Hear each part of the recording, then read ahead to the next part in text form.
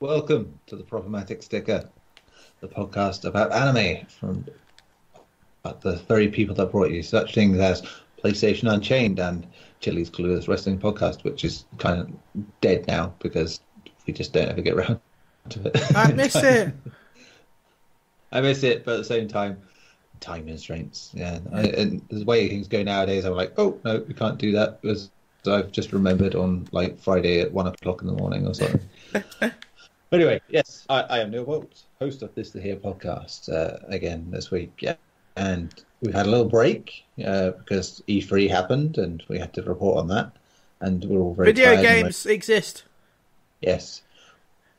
Yeah, this is the first in a new format, obviously, as the guys told you about last week when I had to, or 2 weeks ago when I had to exit the stage left, thanks to my darling daughter being a screaming she-demon for the evening.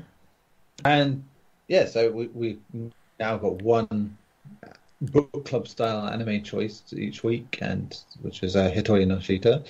It was the choice from last week by Chris. We'll be getting to that, and also we'll still be doing the catch-up stuff with certain animes on the weekly front, which are still My Hero Academia and Boruto. Yeah. Now, joining me on this journey, this expedition into the world of the unseemly, is Ben Shillabeer-Hall. Well, I'm here, and I'm here to talk about animes. He's here to talk about the animes. Also joining us is Alfonso Boxill. Hey, it's good to be back. We missed you, Alfonso. And I missed you guys as well. We'll be getting back to you in a minute once we've done the introductions.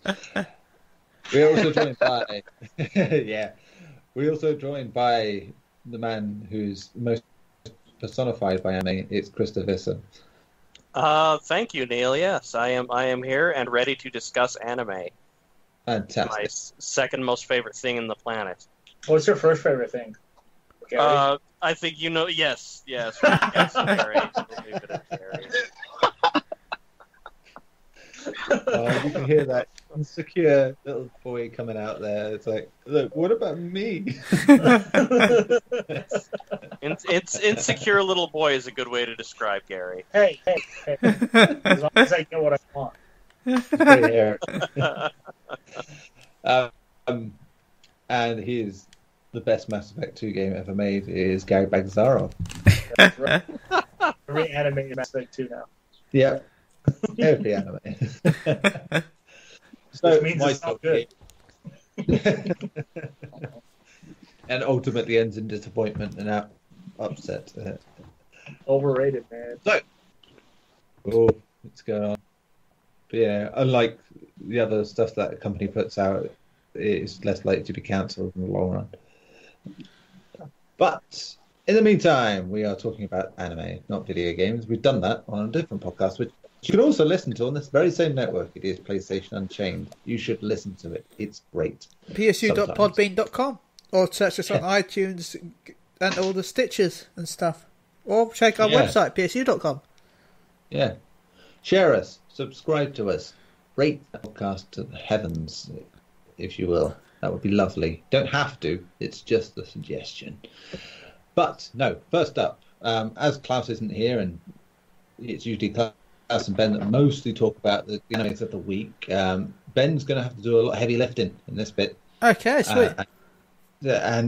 But is going to get a little help, I think, from Alfonso and Garri. Have you watched the two podcasts, the two animes this week? I watched the one. Isn't it 2 weeks because we missed last week? Yeah, we missed last week. Yes, I meant like two in the sense that there are Boruto and My Hero. My Hero, yes. Boruto, not so much. So we've got plenty of takers for one, but I think we can Boruto on your own, basically. That's fine, I don't mind doing it. I'll do a recap of what happened over the last two episodes. Yeah, so my part in this show is very limited. This is why I host, because I can do all this talking at the beginning and then let everyone else talk. Now he gets to drink wine for the rest of the show. Yes, while I get on the Sauvignon Blanc this week. Which features a very nice tribal mask called Kambalalala, apparently from South Africa. It's characterized by crisp gooseberry and citrus fruit notes. Would you know? So what we're going to say is this the There you anime with the section of wine review. Yeah, well, you want to open people's cultures up. It's all well and good. I want your score at the end of the podcast of what you thought of the wine. Yeah, well, it won't be long before I tell you. I'm sure I'm almost. I did start it yesterday, to be fair. So just to clarify, I haven't drank a whole bottle of wine in the first 20 minutes. It isn't that bad. No time like the present to break that record. You say that. So, I say that. I do say that. I say a lot of things, and they are often bollocks, to be fair. So, talking of which, anime. Yeah. That's good bollocks. That's some good bollocks. So, I think you should probably lead off with Boruto, because it's only you talking about it. You can give a quick recap. Yeah. Actually, I'll say quick words. Alfonso watches it. Don't you watch it, Alfonso? I didn't see this week. I saw the previous one when Boruto won the tournament. That one I saw, but not last week's. Basically, Boruto and Sarada fought Shinki, and they were doing not too badly at first by the looks of things, but it looks like he was pretty much holding back most of the fight until he got serious, and then he kicked their asses. And Sarada did a combination and nearly hit him, but got knocked out. And then Boruto had to use his stupid ninja tool thing, and he got disqualified because of it, because the ninja tool sucks, and he is. Well, he got disqualified because Naruto noticed that he used purple light, and he wasn't. Yeah. That's from that move is from Kakashi, and he's nowhere near ready to learn that yet. So that's how Naruto knew that he had a ninja tool. Yeah. If you're going to use a technique, don't use a technique that's so far out your skill level that it's instantly known that you're hacking. You're haxing life. And then this week's episode pretty much just continued with that, with the I'm going to butcher their names, the Tutsuki clan turning up and starting to attack the arena, and the other Naruto cast were protecting all the civilians, and Naruto and Sasuke started fighting. It was pretty cool. We also see Gaara team up with the Mist Kage, I can't remember his name, the previous swordsman, as they fought one of the other clan members as well. It was a good fight, especially with them combining their attacks. It was pretty cool. We got to see Kuriyama, aka the Nine Tails, again. It felt so long. He looks as badass as ever, especially covered in the Susanoo. So, yeah, it was a good episode. But it was pretty much the movie, so I'm guessing they're going to follow the movie from now on again until this part is over. So is Naruto even in the show? Yeah, Naruto's in the show. But he's mostly doing Hokage stuff. Yeah, he's not the main character. Oh yeah, that's why I'm asking if he's even on the show. Yeah, he's in the show. He's the Hokage right now, and Sasuke is out of the village. So all the cast. They didn't pull a GT and make him a child? No. All the cast is still in the show. In fact, they've all grown up. It's pretty cool, really. You see how they've become as adults. Yeah. Nice. So, yeah, I do recommend Boruto, but I warn you, it does start slow, and it's... Yeah. Well, at what point do you think that it stopped following the movie? Well, they did the first movie, and then they did filler episodes, and now they've started again with the new movie, so there's only been 2 movies, so anything after this is going to be new. So it's like Super. Pretty much, yeah. They did the first 2. Did they change anything really from the movie? They've added a load of extended scenes, and they've changed a little bit here and there, the tournament it's not exactly. Yeah, it's not exactly as the movie. The tournament didn't go as long in the movie. The tournament was literally oh, the Boruto did a fight. And he did another fight. Oh no, he's cheating. Oh no, we're being attacked. Well, they actually went through all the different characters fighting. They went to all the different characters. As I thought about it in the movie, it was only really Boruto they really shown in the movie. Yeah. Yeah. That's good. So yeah, it was definitely better than Super's version, where it was just like a shittier version of the movies. Agreed. Very much agreed on that. It is. So is that all there is to say? Yeah, pretty much. Boruto? It was just the tournament arc concluding and the start of the whatever the hell this arc's going to be called, the Tutsuki attack. No, I'm pissed they keep teasing Mitsuki's Sage mode and never showing it off. It's like, I'm going to do it now. Oh no, I've been stopped. Oh no, I'm going to do it now. Oh no, I'll stop myself. Oh no, I'm going to do it now. Super reals this time. Maybe that is the mode. I mean, if we're honest, that kind of sounds like when you got day to yourself and you're just wanking. And you're like, don't really want to do it. You're just like, oh, I'm always there, but no, I'm not. I'm there, but I'll leave it. It's like, yeah, it's just like, edging is the best. Edging is the best way, yeah. Yeah. Good stuff. So, yeah, Boruto and edging. There you go. Hey, can just anybody give out? There you go. I was wondering, can just anybody give out problematic stickers, or are we going to rely on Neil to police himself here? Well, that's what the topic was about, so it makes sense. I felt it was a classy way to tie into what Ben was saying. Yeah. Well, as classy as anime should be, I find. Oh sure. When you do it, it's segueing. When I do it, it's braiding and weird. Oh, you see, when you host a show, you can say that too. When you say it like that, do you blame anybody? So now the edging's out of the way, we can go to the finish, which is My Hero Academia. Yes. So you've all seen this, so Ben, you kick off the discussion and everyone can just jump in on you and do some freaky shit. Yes. I'll close my eyes. Hey, that's the best way to do it.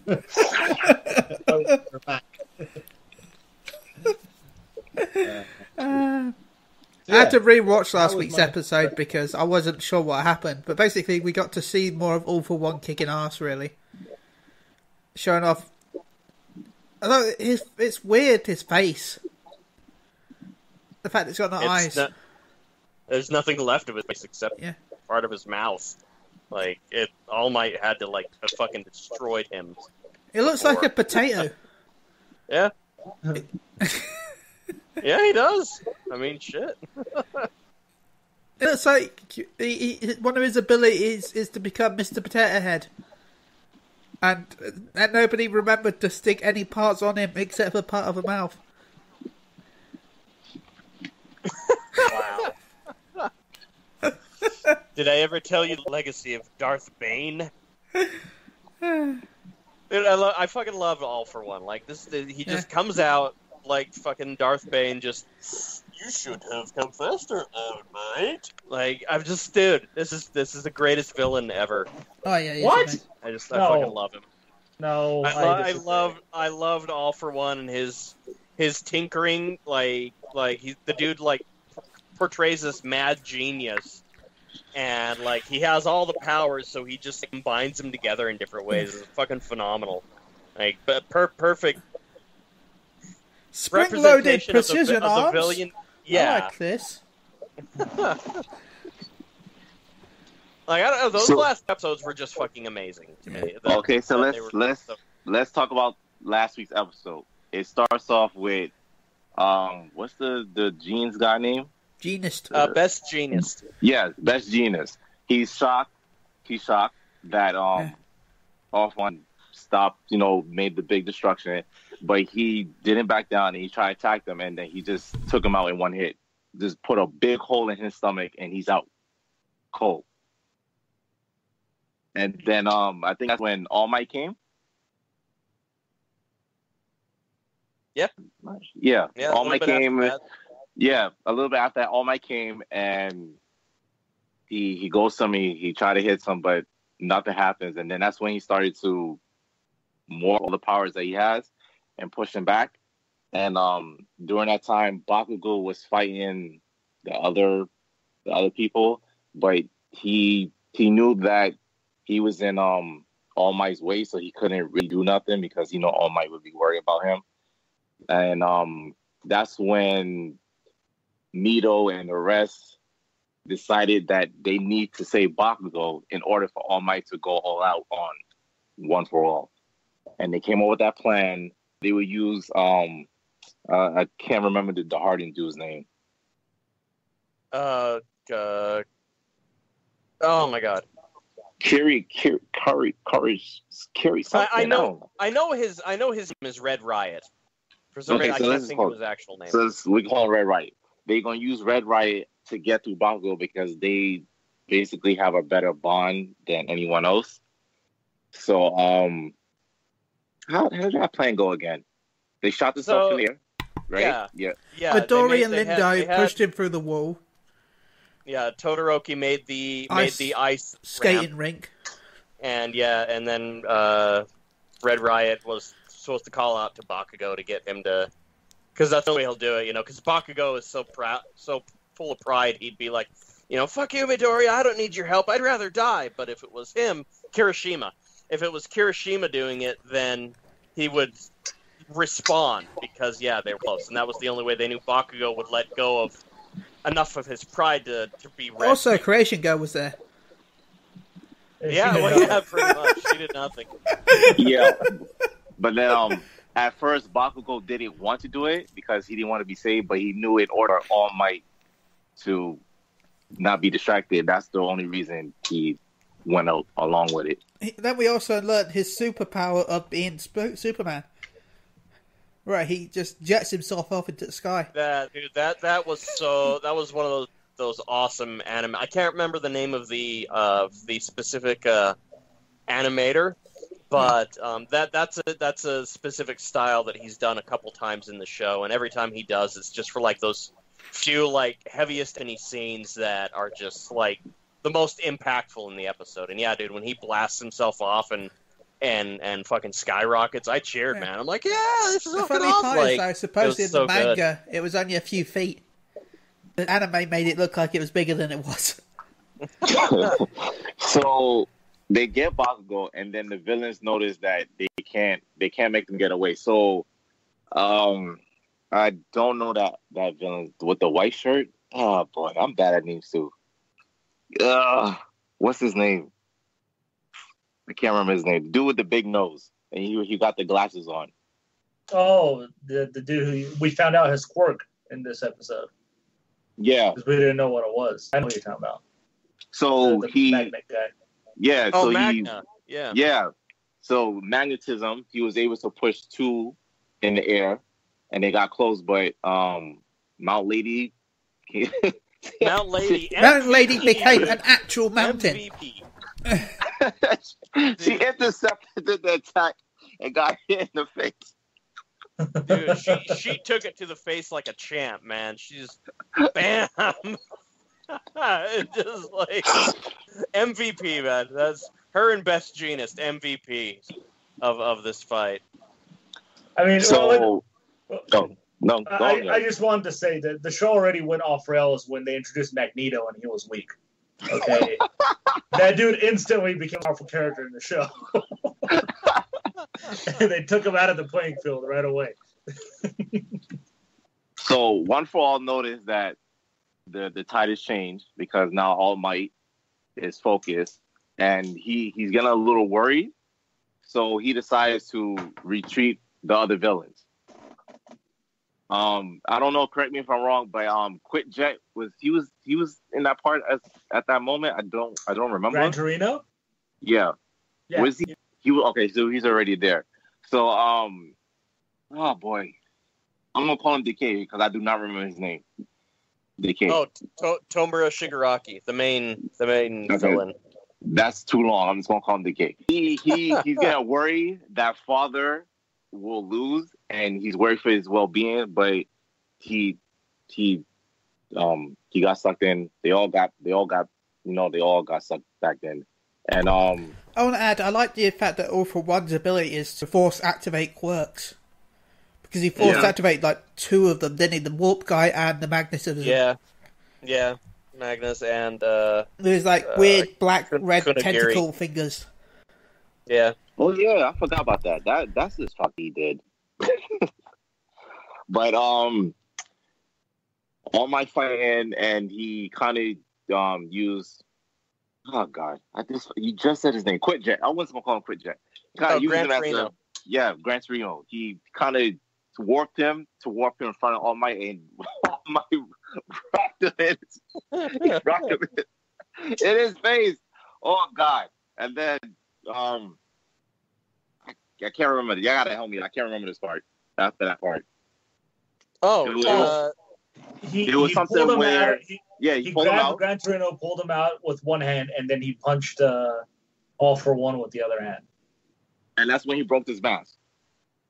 And that's when he revealed his potato face. A little bit more happened, but basically, the end of the first episode was All Might summoning, because he was quickly running out of strength, and he put a lot as one punch before All for One could land another shot.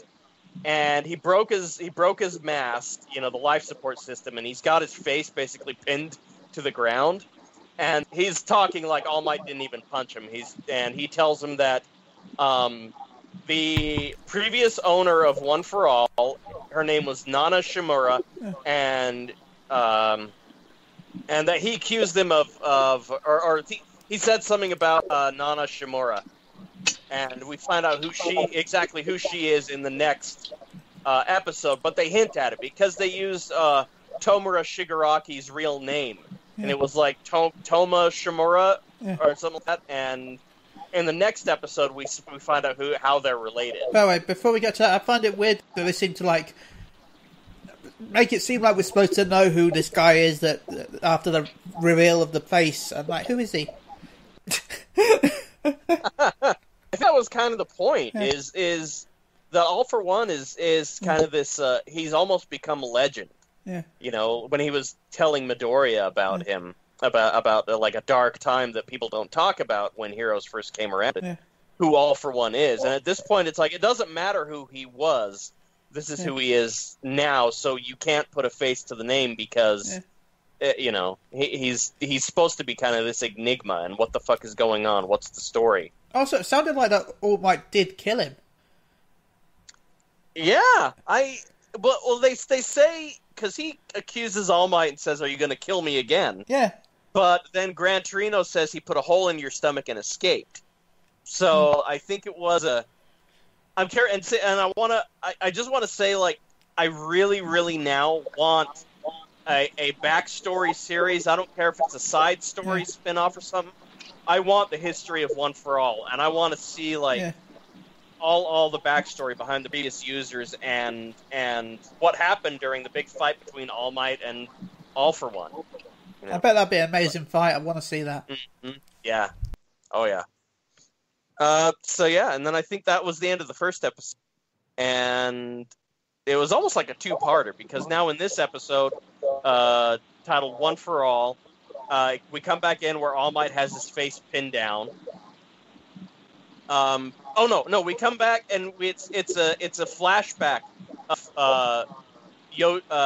Toshinori, All Might's real name, Toshinori, talking to Nana Shimura about. 1 second, we're getting feedback from Alfonso. What? I could hear Chris once through your mic. Carry on, Chris. Really? Yeah. And so Toshinori is talking to Nana. They're talking about him wanting to be a hero. Sounds exactly like Midoriya. I love this because you really saw how he took a shine to Midoriya because he was him. He could see it in his eyes and how he acted. So they kind of had that similar background going on. I'm muted for a second, Alfonso. Sorry, everyone listening. Yeah. Okay. Sorry. I really liked how this episode started out, and then during the episode, let's see what happened at the beginning. He blasted All Might off of him, didn't he? If I recall correctly. Yeah, he did. Yeah, I did. Yeah, and then All Might, and then they started talking about. This episode brought me to like tears a couple times because there were so many impactful moments when you see All For One taunting All Might about his past and who Nanamura's grandson is now. Tomura Shigaraki, you failed, All Might. You know, you were supposed to protect everyone, but you can't, and just kind of laying into him. And then everybody starts cheering for All Might still, and even seeing him in this weakened state, they were still behind him, and the plan didn't turn out like I think All For One and Tomura Shigaraki wanted, because they wanted to destroy All Might's image, but the exact opposite happened there. And that was really like a really, really powerful moment for me in the show. And then when I love one thing that My Hero Academia has done really well is the relationship between rivals, you know, because everybody's trying to be the best hero. And even the older generations are trying to be the best hero. So when Endeavor comes busting in and is like just like shocked at All Might to see him in that state, and he basically yells at him, you know, to show them why you're better than me.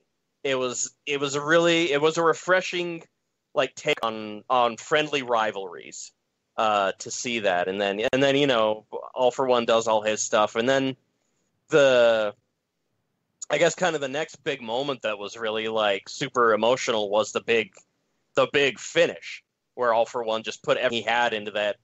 He called it his basically his All Might destroying punch. Or it was the United States of All Might or something like that. Well, that was All Might's. That was All Might's attack. All For One, like, you know, did that shit to his arm and made it massive. And then All Might, you know, pulling out, you know, the feint and that United States smash was just dude. Basically, drilled a tornado into the side of All For One's face. Like, Chris, you're right, but you're forgetting the point that All Might kind of tricked them, because while All For One was attacking him, he kind of switched his strength to different arms to get him off guard. Yeah, his feint. That was fucking awesome. It's just like put all the power out of his damaged arm, or up the power out of his damaged arm into his left arm to hit that counter, and then like basically turn it into that full blown combo. It was amazing. Put all the strength into his right arm, and that again, I've got really I always get really emotional at the big like hero finale moments. And then so this punch, this United States smash. All For One is down for the count at this point. It was just such a cool, like, even me describing it won't do it justice. It was just such an awesome episode, you know, and I loved it. With him knocking him out, that basically burned out his last flame. So now he's quirkless now. Yep, and that was the next moment when they're at the zero, and he points over to the camera and he basically says like, "It's up to you now." Like, you're next. Yeah. And that was his message. I just love how they did that. Just his message for Midoriya, and that it's now Midoriya's responsibility to carry on the flame of One for All, and you're just, again, left with another really powerfully emotional moment in the show. And it was just also... Yeah, dude. And I'm really excited for the next week's kind of wrap-up, because I want to hear Midoriya and All Might kind of talk about it. I'm really hoping we'll get something good from those two. I'm guessing this next week's the last episode? No, they haven't announced the last episode. No, I think they're only at the halfway point. Oh, wow. Yeah. I'm conflicted, you guys, on these two episodes. They were great, don't get me wrong, but I feel like it happened too soon. Okay. And All For One, to me, wasn't as awesome as they built him up to be. Simply because, just like Stain, he only lasted 2 episodes of the show. Well, he's not dead, is he? Unlike Stain. Well, no, neither is Stain, but still, we haven't seen Stain since. And I know Stain All killed for One himself, is didn't he? probably... No, he's No. still alive. Oh. No, he's still... I'm pretty sure they'll revisit him. Like, they'll probably try to break him out of whatever containment they're going to put him in. But to me, it felt... And don't hate me for saying this, it felt like a Dragon Ball Z movie where everybody's getting their ass kicked for 58 minutes of the movie, and then the main hero beats the main villain in the last 2 minutes in one hit. Yeah. And it was really disappointing to me because if they were going to fight to end this big rivalry, I really wanted an actual badass fight. And I don't feel like I got that here simply because All Might was constantly trying to save everybody else and a lot of other moving parts were happening. And although All for One looked really powerful, against All Might, he didn't look too powerful. So let me ask you, Gary, do you feel they brought All for One in the battle too soon? You feel like you should have waited a little longer? I do, yes. Simply because like his motivation didn't make any sense here. Like he appeared to save them, okay. He saved them, but why stay and fight? When obviously there's this big master plan, why would you cut your own master plan early? I think I'm going to say that he has another body. I want to say that if that body dies, he's going to find a way to switch to another. Yeah, he's Voldemort. Yeah. Like to me, it's just like All Might is so powerful, but yet obviously he lost his power very fast, from what I could tell. Like he lost all his power pretty quickly in that fight. Yeah. And I just feel like when all the other heroes showed up, you know, Endeavor, and everybody else, I think they all could have taken him if they all fought together. Oh yeah, but they didn't. They all did Spirit Bomb Goku act, and here's all our power, All Might. Finish him off for us. But to me, it just felt underwhelming in a way. Like I don't know. Like All for One was built up to be this super badass dude, and who can take other people's quirks and use them against them. But yet we only saw him use 2 quirks. No, there's like 4 quirks. Well, 3. All right. Okay, Gary. I think he used the teleporter. He used the thing where he can force activate other people's quirks. Yeah. And he used that stupid typhoon thing where that from his arms. That's he did. That was multiple different quirks there, though. And then he went all Akira at the end with his giant ass arm.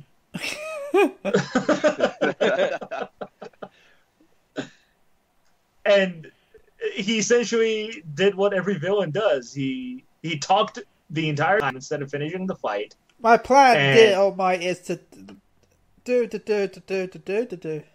And he put all his superpowers that he supposedly has into one hit, which wasn't all powerful.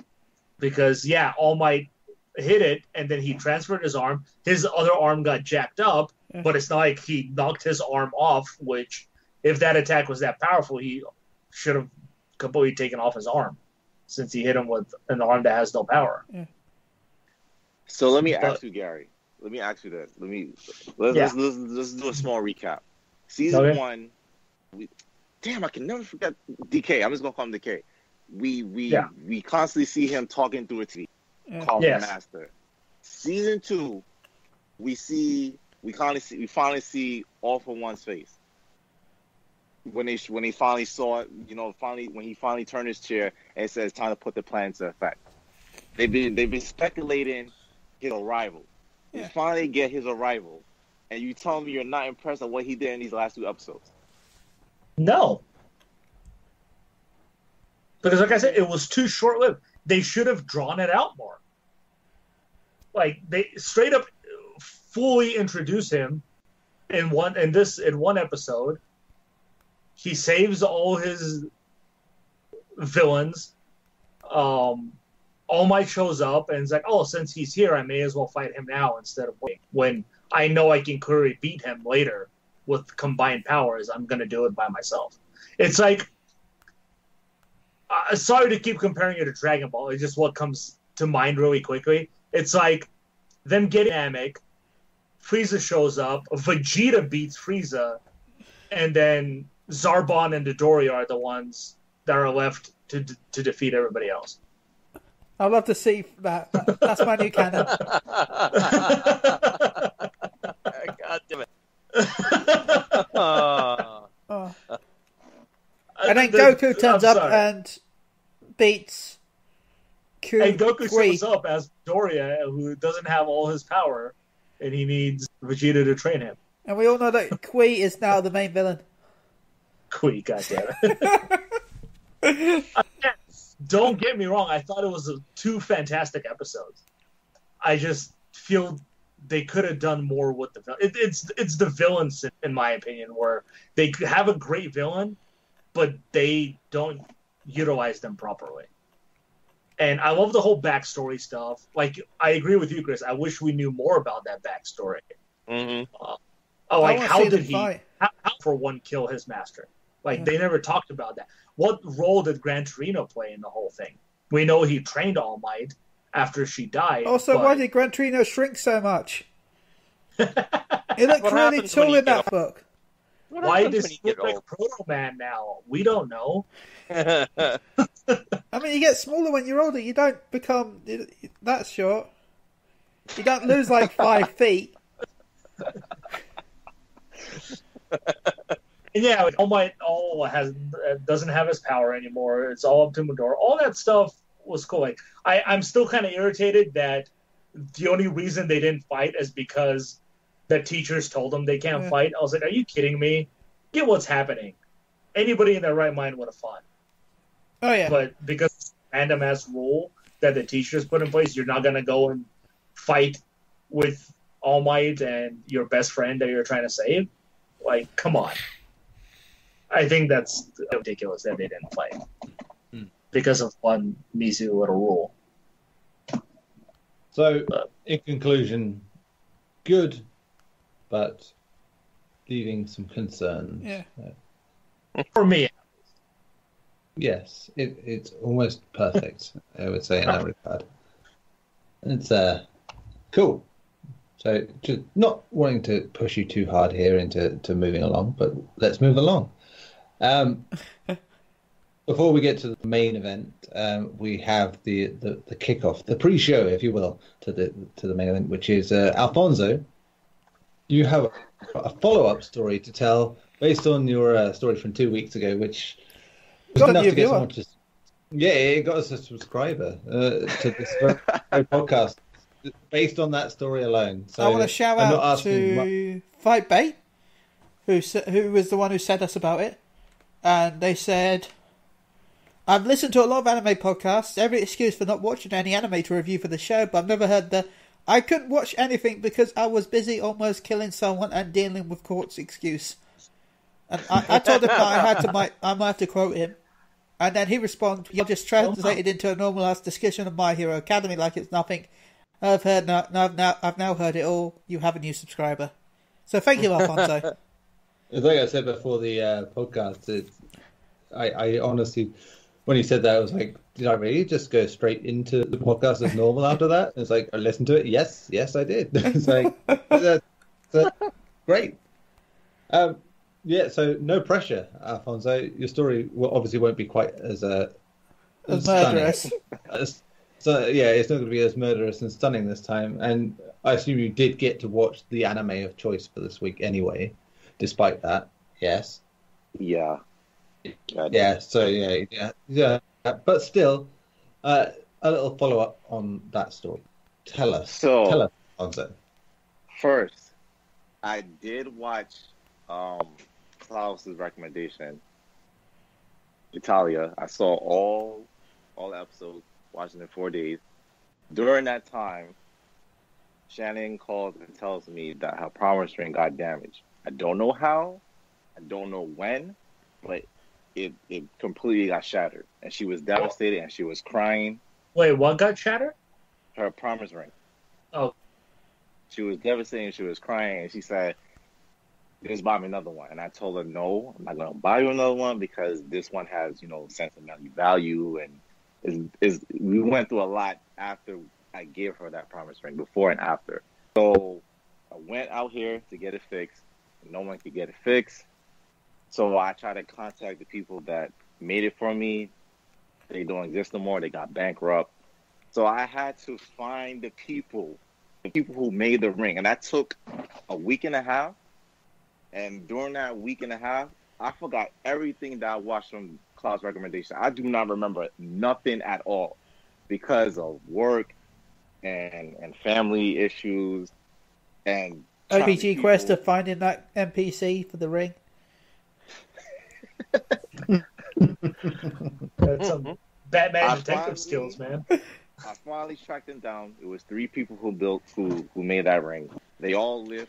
One lives in California, one lives in Kentucky, and one moved out in Costa Rica. So I had to fly them out here so they could build the ring here because it didn't make sense to send the ring in different places. No. So they made the ring. It looks good. It's great. As for the original one, they felt bad for what happened. So it was a 3-diamond cutlass ring. So they took 2 of the diamond and they made it as earrings, and the other one they just made another ring. So I got all of that Friday and Saturday, yesterday. I showed Shannon. She was all happy. She was just crying. I said, I can't believe you did this. Blah, blah, blah, blah, blah. She said, what you want? I don't want nothing. She's like, what you want? I'll buy anything for you. I said, anything? I said, okay. So she bought me a Nike coat that I wanted. She bought me a Deadpool tactical book bag. She bought me an Avengers title bag. She pre-ordered The Walking Dead, the final season for me. And she also pre-ordered the Scuff PlayStation 4 gaming wireless controller that exclusive to GameStop. So, win-win for her and win-win for me. Damn. So, Alfonso. I've always wanted to visit New York. I wish I could pay to get there. All I know is that sounds like the new modern day take of Lord of the Rings. So please, hopefully don't bring up another story where you find out she's been told to, throw it in a mountain at some point. Kim is not a hobbit.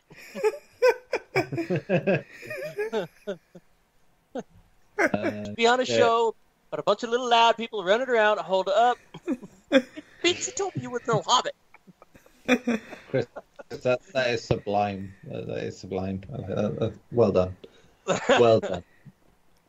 So the happy ending is basically Alfonso gets shit, and that's I can see why it was the happy ending. Yeah. I kind of feel like it could have been a murder, torture, porn story, and you got that shit at the end, and it still was to you. A happy ending. I heard porn. To be honest, I thought he was going to say, she said I could have anything, so then there was butt stuff. Oh my god. Yeah, I don't know what's wrong with you, man. I would have asked for anal, not fucking book bags and shit. And I'm the one me. who's down in the rankings with her. Hey. She said, y'all think alike, okay? That's what she said. So she put y'all both at 5. I didn't go to butt stuff right away. Not until said the it. came up. You got the slap. You got the problematic sticker. So, Of course I did. Of course I did.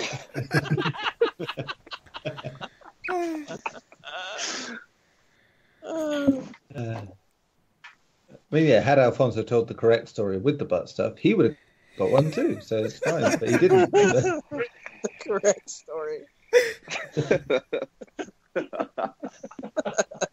The very subject matter of this podcast just devolves everything. I think that's the problem. Which brings me to the next thing, which is Hitori No Shita, which is the anime of choice from 2 weeks ago. As the new format goes, we pick one anime now that everyone must watch. And of course, we've had 2 weeks to watch it, so most of us have to rewatch some of it this week because we watched the week before, and forgot about most of it, probably for good reason. In this case, I will say, So, I will go slightly into the description stuff. I will let Chris then sort of kick us off because he was the recommendation on this one. So, the basic synopsis, I can't fucking say that word sometimes. One day, on his way to visit his grandfather's grave, Zhang Chulan is attacked by zombies in a graveyard. In the midst of that situation, he is saved by a mysterious girl who wields kitchen knives in order to kill the enemies. The girl tells Chulan, who is naturally relieved, to face his hardships head on, and then she just fucks off, basically. However, Chulan later sees that girl again at his university, and from that moment, Zhang Chulan's destiny begins to move. There will be strangers with special powers appearing one by one, with battles involving those abilities. Each episode, hang on, this is Mob Psycho, just slightly earlier, and not anywhere near as good. Yes, each episode will bring a new mystery to light. So, Chris, tell me about this anime event. Yeah. All right. So this one, it was funny because I was just kind of browsing, and for some reason this one jumped out at me, and I started watching it. And the first couple episodes didn't really hook me, because it was really just an entire bundle of what the fuck am I watching? It just doesn't stick to its genre. No, it doesn't. Like, but that was what eventually became endearing to me. Now, how far have you guys all? Did you guys all get through the first season? I saw the first season and saw some of the second season. All right. Yeah. Whole first season, I couldn't go beyond, to be honest. Gary, I know you mentioned you were having some trouble. I was having trouble. I only managed to watch 5 episodes. I'm sorry. That's fine. That's all right. Well, how do you feel about spoilers, or do we want to do spoilers? No, go for it. Go for the spoilers. I was going to say, were your problems the show? Oh, it wasn't. I mostly watch anime when I'm at work. Yeah. And there's quite a bit of fan service in this. It's a lot easier for me to do 2 things at once, like watch and work. But when I watch, work, and read, it's almost impossible for me to understand. You kind of need to be able to do 2 things at once with animes like this. I'll be honest. with that pink-haired woman, it's more like 3 things at once. My God. Yeah. Quite honestly, after the first week, I totally forgot what it was called. And I totally forgot that I was supposed to watch it. I'll be honest. The second week. How did you get the name of this show? It's literally Hitori No Shit. Come on. It's there. Or Hitori No Shita. Yeah. Well, I'm sorry. That was my way to remember it. It's like, it sounds like no shit. But, yeah. Hit no shit. Because I'm 36 going on 6, so it's fine. And it was a lot harder, too, because for some reason, the Crunchyroll app likes to buffer a lot after like 10 seconds. Sorry. So every 10 seconds, I had to wait and then start up, and then 10 seconds will stop, and I'll have to wait again. And it drove me insane. So, Gary, you had buffering problems? I'm going to ignore that question. Yeah.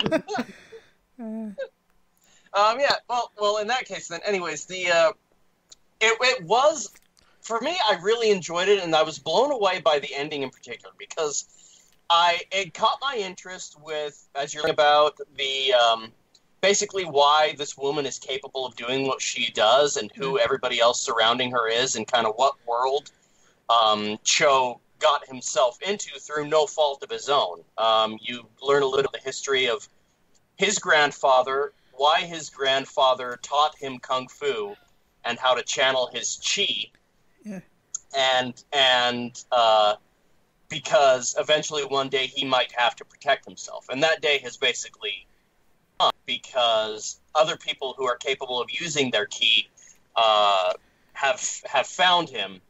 And now they're interested because his grandfather was the key to something called the Kitaigen style, which was basically the most powerful martial art ever made, and it utilized ki, and it would basically make your opponents, from what we saw, their like organs explode out of their body after being hit. Like the dude's chest inside. Basically, you're already dead. Yeah, exactly. So it's this really powerful technique. People are after that. People are after Cho. People are after Fu, who, as this story goes on, they get the encounter in the graveyard. Cho shows off what he's capable of. She's basically starts stalking him and tests him. He shows what he's capable of with his one key style, which is basically like his offense and defense style. Yeah. And she still whoops his ass and basically says, "You're my slave now, bitch. Make my sandwich." And yes, like, mistress. Yeah, and she's like totally just, lays into him, and he gets kidnapped by another group called Zensei, who are key users who believe that they, should be allowed to use their ki however they want, and everybody's got different abilities, kind of like any tropey, shonen. The Magneto of this universe. Yeah, exactly. And it really is. And they, so you kind of see these people's abilities. They're looking for him because of some other secret. At first, we are led to believe that it's the Gitaigen style, but it turns out they're probably actually after something else because Fu and her associates save Cho from Zensei, but Zensei is like basically we have what we need, and Cho finds out that Fu is part of a company called Express Delivery, who is another organization built entirely out of other key users who are basically working with other clans to kind of keep this whole key use secret from the general public and only used under certain conditions. And it's kind of got that whole Men in Black feel to it. So, and he discovers he's a lot more powerful than he thought. She begins training him and grooming him to basically be a part of this to help out because he's and he can't get out. And he leaves. Sorry, I'm trying to recall. If anybody can remember anything I'm missing, please speak up. And so he leaves because he's tired of her treating him like shit. He gets picked up by another group. Can't remember their name, but they're one of these other basically big 8 of the key using clans that were part of the war that happened years ago. The Koshin War. That we do find out later. Cho's grandfather was actually the cause of, but we don't learn how. And anyways, so they take him. He kind of has to end up fighting his way out. Fu goes after him and takes on this entire company by himself, while in high heels.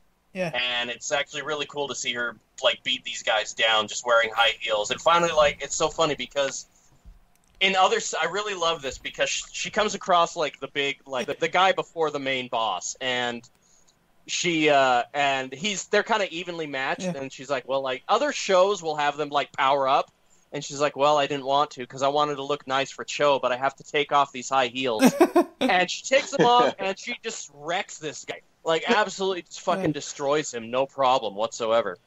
And he was like a martial arts user. His key would be it would flow around his body like water, so he could hit people and damage their organs with it. And he has the ability to control weapons as if they're part of his body as well. Yeah, he hits her in the head with it, and she's like, "Hang on, my head feels weird." Bashes her head into the concrete, and then it's like, "Okay, I'm good to go." I was just he's like, "What are you? What even are you?" And so Cho makes his decision. The leader of the group is okay with it, but that other guy still attacks her. And prior to this, Cho had apologized she had apologized to him, and not to worry, just stay there, don't move. That everything's cool. And she was getting all sad and stuff. But Weapons Dude attacks her from behind, and it pierces her heart. There's just blood everywhere. And they, the rest of Express Delivery comes, says, "Don't worry about her, we'll take her." And at this point, Cho's like, "What the fuck is going on? Why? She needs help." And they're like, "No, she's fine, listen." And Cho was breathing like normal. We learn, and there's another important part. The wizard from Zensei, one of the wizards from Zensei that took Cho originally, worked from Cho Shakurin's grandfather's remaining key, the image of the last thing he saw before he died. And he gave it to like, approached him in a forest and gave it to him. It's like, I'm not here to fight. I just think it'll be funny if you see this. And leaves him to it, and the last thing his grandfather saw was Fu, at her looking exactly like she does now, was actually the one who killed his grandfather. Yeah. And then I guess there's more to go on, but basically you see how we don't know who Fu is. Express Delivery is working with her to find out what happened in her past. The head guy of the Express Delivery and Fu grew up knowing her, and she is like this unstoppable killing machine. She's an outcast, but like the most extreme version of outcast, which is what the saw. EA. Yeah. God damn it. But that's pretty much it. And it turned so Cho was brought into this. He passes on some. God, I'm getting ahead of myself. Their family discovers her all these back in 1947, and she just wandered out of a cave one day. It looked like she had crash landed there or something. I have no clue what happened. They haven't really about her past yet. She wanders it's still going on. Yeah, well, yeah, it is, and I'm excited about it because I want to see where this is going. But she's immortal.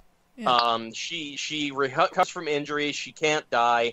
She can't get sick, and she got discovered by this guy's family. I can't remember the name of the family that owns the Express Delivery, but she taught him how to use his. Yeah. But she teaches him how to use his key when they're really young. Their village gets attacked by bandits. They kill his father, and she kills all of the bandits. And when everybody in the village discovers what she is, they immediately turn on her, even though she just saved them all. And so this guy's mother abandons her up in the forest for fucking generations, and finally comes back down. He's in his 60s at this point. Later on, she comes down because she remembers she has to find him, and he meets her again, after all these years, and is so excited, wants to get back to help her figure out who she is and where she's from. And there's a big meeting of all of the heads of these 8 families, or I think there are more than that, of all these different families, and they're going to go to them to request help. Well, they get there, everybody is dead. And who killed them all but for Cho Shakurin's grandfather, who wants to put an end to all of the everything that happened prior to the Koshin War and these accursed techniques. She passes on to her in exchange for her killing him, because he was going to die anyways, because one of the other ancient family users caught him with his red tick attack, and it was going to kill him or whatever. But that kind of and then right at the end where it really got, I became immediately more invested in these characters. And right at the end when he's about to pass away and he's all scared and he doesn't want to die, and then Fu sings that lullaby that she learned from his mother, and did this really kind of sweet moment of him passing on and Cho agreeing to honor his father for this tournament to help out Fu and all that. I enjoyed how that first season ended. So that's basically the synopsis of the season. What did you think from what you saw? I really enjoyed it. Yeah. If you're gonna go, go. Is that it? No, I thought we were just talking about it. I wasn't sure. Yeah. Well, if you really, then you should probably just elaborate on why you enjoyed it. Oh, I like the character. I love the what's that girl? Damn it! The pink-haired girl that got off on the corpse. Yeah, that was another thing. Straddles shows another's corpse. It's like, well, what am I watching? Hang on. Okay. She was my favorite character. I wonder why that. See, what you described to me is completely off of what I was expecting. Once I found out that he had like a magical seal on his pee-pee, I was like, Oh yeah, I found that funny. this is totally a Chris show for sure. Oh, dude, when I found that, I was dying when I saw that. And then, like, the other girls that are just, like, they touch him and they're like, oh, but she's just like, I'm only doing this because I love my family. So she can trick it. And he's just like, oh, my God. Like, I thought it was just because... I thought it wasn't just because of family. I thought it was just because she loves it so much that, you know, the seal doesn't know the difference. My seal wouldn't, so I can relate. Yeah. Yeah, dude, that shit was too great. Yeah, no, I really enjoyed. The characters really grew on me, and I really began to enjoy all of their kind of different qualities and kind of unique ways of using ki. I mean, they're things that we've pretty much all seen before. Except for Soul Guy, I really liked the kid who could mess with people's souls. Like, I thought that was reading really... their memories or just even just erasing them. Mm-hmm. Exactly. I thought that was really cool. So, something fresh in another way. They also had that guy that could change his abilities based on the soul he absorbed. Remember, because he made him he absorbed like the Doctor's soul, so that he could become a good doctor to heal. Yeah. Yeah. I can't remember his name, but I know what you're talking about. Yeah. Does that not sound wrong though? It's like stealing a soul to heal someone. It's like you're kind of cancelling out what you're doing.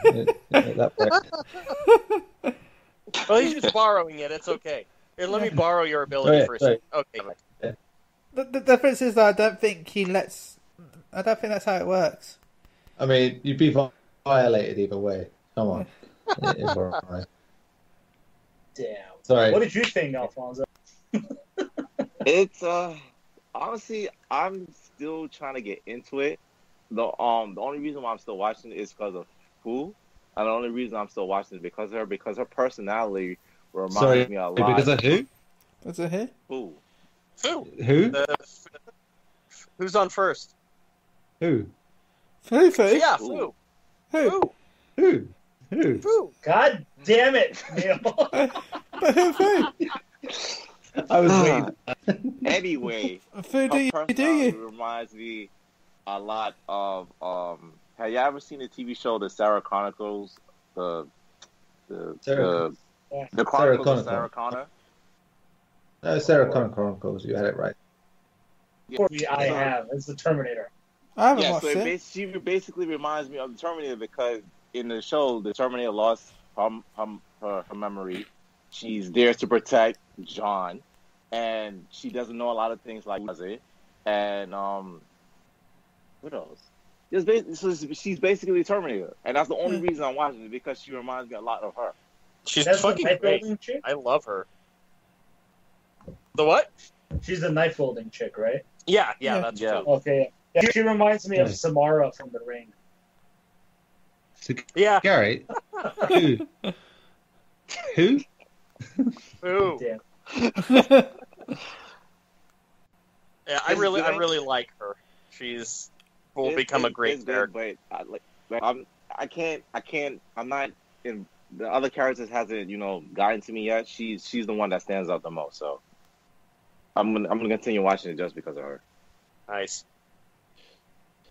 Yeah, I mean, I'd have to agree that that's probably the strong point of the show, whilst also being a bit, yeah, I get it, yeah, strong. Yeah, what didn't you like about it, Neil? I want to hear this. Oh, okay, well. See, it started out quite interesting, which is fine. Not just because of zombies, but that did help. I just think that then it started to go in a direction that so many shows go, and I was just like, yeah. Obviously this was before Mob Psycho 100 was an anime, but it's a far weaker attempt in a lot of ways. Not obviously very different tonally, but it just it tries to hit certain comedic notes, and because it goes into the problematic way of doing it, it doesn't really hit them very well.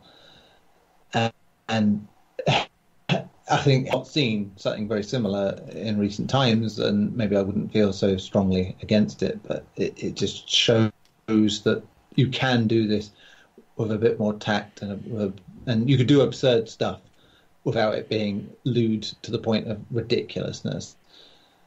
And yeah, that's it. And who is a good character in terms of if you know, a little standard, you know, for it does, as Alfonso mentioned, very esque from the Sarah Chronicle. Not Sarah Chronicle. Well, I'm doing it now. Sarah Chronicles. Yeah, but it remains the most interesting thing, even if it does get a bit, you know, too Goku for Goku's sake. When, you know, it's like, hey, let's just all the preamble we get where we waste 10 episodes on powering yourself up. Let's just fuck everything up in 3 minutes, and it's fine. Which is kind of refreshing in one take, but also kills any drama dead when it happens. For me, there's a medium ground there that you could take, where, you know, where you could say, oh, okay, we could spend a little time hyping this up and giving us something out of it, but, you know, not end it in 5 seconds, not take 10 weeks to finish the fight at the same time. So, I know it establishes her as being a badass, and, you know, and how cool she is, but it didn't. It could have been better handled, I think, in that regard. Voice acting is fine, you know. With that, I did listen to that a bit because I like to try different things. On that one, I like that it's a Chinese-based anime as well. It takes a bit of a different take to things, which is nice. I didn't think it looked very good by most anime standards. There was nothing of a visual flair to it, I found. It was very ordinary for the subject matter. And when it starts going in more predictable routes, it's like, yeah, there's a few animes with similar plot beats I could watch that would do something a bit more stylish with it, at the very least, even if they aren't structurally the greatest thing ever. Yeah, I after watching it, I probably hated it more at the first time I watched it, and then I thought, you know what, I'll go online, see what people say about it, because maybe it's one of those where you take it one way or the other, which seems to be very true. It is very positive in that regard. But when I see the excuses that people make for it, I mean, Chris, you have made a better excuse for this anime than I've seen anyone online make. You know, it's like, oh, that's good. You've spoken quite warmly. You've not made any top elaborate excuses for it. There's just stuff like, if you know Chinese, you can listen to the Chinese dub and it's immediately better. It's like, well, that seems like a really stupid way to have to get into something. It's like, hey, if you didn't know this language, you were already try Chinese as well. Fuck it, you know, that seems weird to me, because it's the same excuse when people say, "Oh, well, English dub is better." No, man, Japanese subtitles all the way, for life. Well, you know what's best? The British version of Dragon Ball. No. We're not even going to get into it. But it is. Come to me, Magic Stick. I don't know. Yeah, so, you know, it has little moments, but I just didn't like it very much at all. As a result, that's me. I'm the one when it comes to this, so that's it. I will either love it, hate it, or give no shits. And it is probably closer to give no shits than hate it now than I was, I have to say. I mean, considering I've seen some people really laid into this, it's like, I feel like I'm being quite reasonable. Yeah. So, I agree. Yeah, so is that the rating scale we're going to use? Love it, hate it, give no shits? That's a pretty good rating scale. This is lower, give no what do you think? There's 2 negatives and 1 positive here. Well, give no shits is like the medium. It's like, you know, I watched it. I'm not going to want to punch the creators for wasting my time. So that's something. I watched it, but I'm not going to rewatch it. Yeah, I'm not going to rewatch it, but I'm also not going to send firebombs through the door of their office. So. As for me, I give no shit, but I want to give it shit of food. Who? Yes. No. See, that's why you can't be 3 on the list. I gotta talk to Shannon and put you down. I gotta put you down. Yes, Gary's going up in the world, baby. Shall retire.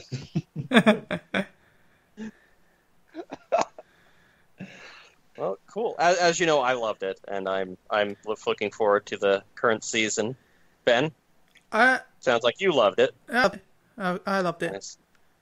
Gary, do you think if there was an English dub, you might be able to get more into it, or are you just done with this one?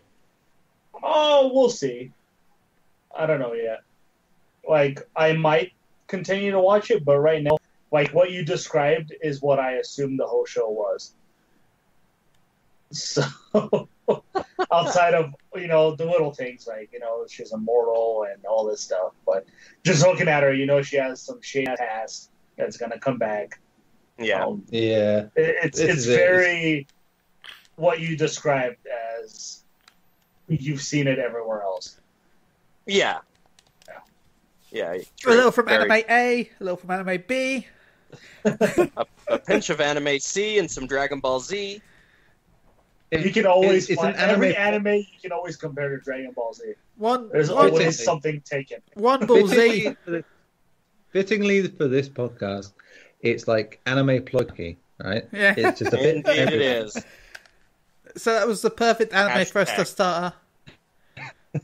Sounds good. No, I'm really appreciating this. I'm really glad that you guys watched it, and I even appreciate Neil's, as always, honesty about it. Like, I think it's a lot more interesting when we can all discuss what we liked and hated about it. So yeah, I'm digging this. If we did a horror movie podcast, I'm like the ultimate hypocrite because I'd be forgiving that for the same things I did progress this for. So. So who's doing today's anime? Yeah, who was next on the list? I missed all that. So I don't think we had a list.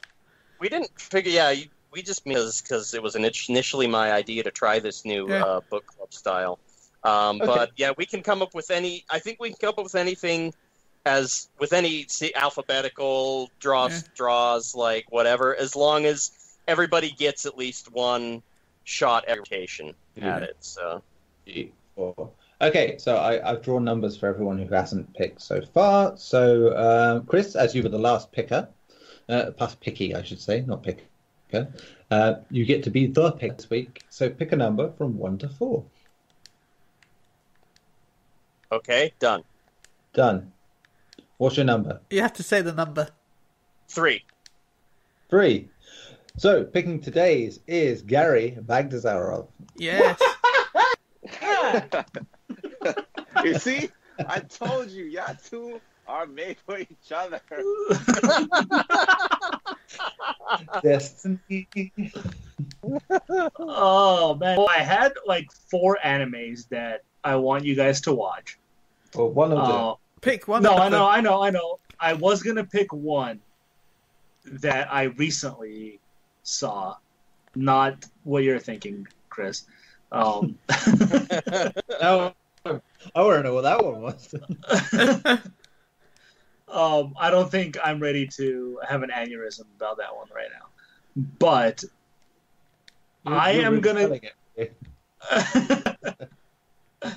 We'll have a segment next week for Gary to talk about this because I really want to hear what he has to say. I'm actually going to go with an anime I watched a long time ago that I recommended to Chris. He never watched it because he doesn't listen to me. Now you can force him. Now I'm going to force him. And it's an anime that I disliked at first, but it got so good that it's one of my favorite ones that I recently. It's on Netflix, so everybody should be able to watch it. It is a Netflix original, so everybody who has Netflix should be able to watch it. Oh no, I'll have to resub to Netflix. Oh, I'm sorry, man. Oh, don't worry, I was thinking about doing it soon because of Luke Cage. Oh, and I heard that's terrible this season. Hey. No spoilers. Just saying. That's what one. So I am going to recommend Ajin Demi-Human. Oh, yeah. Ooh. So, Okay. I haven't watched it, but I know it at least by name, so that's something. I mean, that's a one-up for me in most cases with anime. Well, I guess you're going to take a break this week or watch it again to refresh your memory. Usually, yeah. Cool. So Sounds that good. is our pick. So we will discuss that next week alongside the usuals of Yeah, My Hero Academia. it's 2 seasons. Each season is 13 episodes. So, but I think you guys will want to continue because every episode ends in a very cliffhangery way. So you want to move on to the next one. So yeah, so I'd say minimum watch at least a season if you can next week. Yeah. And we'll go from there. I'll probably be a hypocrite now and say I only watched 4 episodes. But no. Sure, just rub it in. And Alfonso, I'll recommend more for you so you'll get through it tonight. Of course. Of course. I'm just kidding, man. And if you do it right now, then at least you've got the rest of the week to stab some fools, kick some people, get some free shit. I don't know. Fly me out to New York. Yeah. Fly some master artisans into New York to make a ring. And then get some anal from Gary. It's a win-win weekend. Win-win-win-win weekend. And now Who's you know winning with why that last part? Yeah. Anyway, you know now why this is the Problematic Sticker Anime Podcast. I suppose we'll do a shout out, even though we've done it on another podcast. The timings are all different, so you might as well hear it twice. That's the punishment you pay for listening to this. Let's start with Alfonso. Give us your shout outs, your contact details, other such information, so I can go and watch Money in the Bank. You can find me. You can find me on Twitter, AliShen7. Shout out to you guys. Happy Father's Day to all fathers out there, Neil and Chris. Shout out for buying me those awesome gifts. And shout out to the new follower who's now following you guys because of my story. I didn't get a new follower. Well, you gotta go buddy up. You gotta have a criminal record. That's how these things work. Well, you don't have legit street cred, Gary, yet. I verbally abuse you every day. That should give you that doesn't earn you street cred. All I know is following me on Twitter. So, thank you, Fightbait. 5bait? Fightbait. Okay. Okay, that's my segue. I should be followed. Come on. What's wrong with the world? So we'll go to Ben. Shout out to Klaus. Sorry you couldn't make it this week. Shout out to Evolved Mail, aka Girlfriend's Throat Stream at twitch.tv/Evolved Mail. Shout out to everyone here, especially Alfonso. Good to have you back, mate. And a shout out to Fightbait. Thanks for following us. And thanks for following me on Twitter. Fantastic. I don't have much to say. Probably unrelated, but I will give a shout out to Megan Navarro, who works at Bloody Disgusting. She does so many good articles over there, and she's a practical machine. The amount of stuff she comes out with, and so big shout out to your work there, Megan.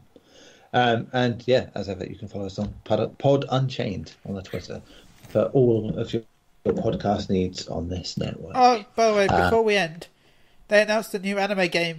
What's he call it? Fight. So I don't remember. I know. We talked about that on Unchained, so on the not this week's, but the one before that. Yeah. All I know is I can't remember if I added it, but I found out that at the end of the trailer we saw Light Yagami from Death Note. It's been confirmed he won't actually be playable. Yeah. Support character then? No, he's not in the game at all. He's going to be He's going to be in the story mode, but he won't be actually selectable at all in any form. Who? Because the character, they said he was too overpowered. Sure, why not? So yeah, He just writes their name in the book and they die and he wins. So yeah, I'd say that's overpowered. Anyway, Chris. Friends, family, listeners, shout out to you guys. Shout out to Tim and Klaus. They couldn't make it here today, but we love them all the same. Follow me on Twitter at Devangel. That's DEVNGIEL. Yeah. Excellent. And that leaves for our final man, Garri. You can reach me at Gaglaush. That's GAGLAUSH. And shout out to all you guys. As always, Fonzie. It's always good to have you around. You know it. Sexy beast. Yeah.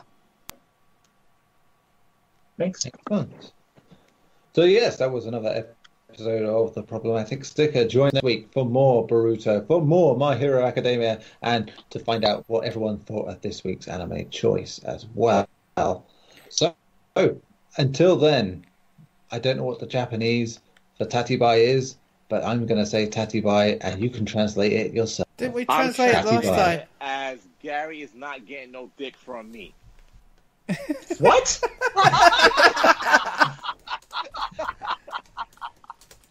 I'd be surprised if that was the translation, to be honest. Sure, why not? What? Yes! I'm going to butcher it, but Yasuppoi sayōnara! And also no dick for Garri. Wow, I'm so disappointed in this news.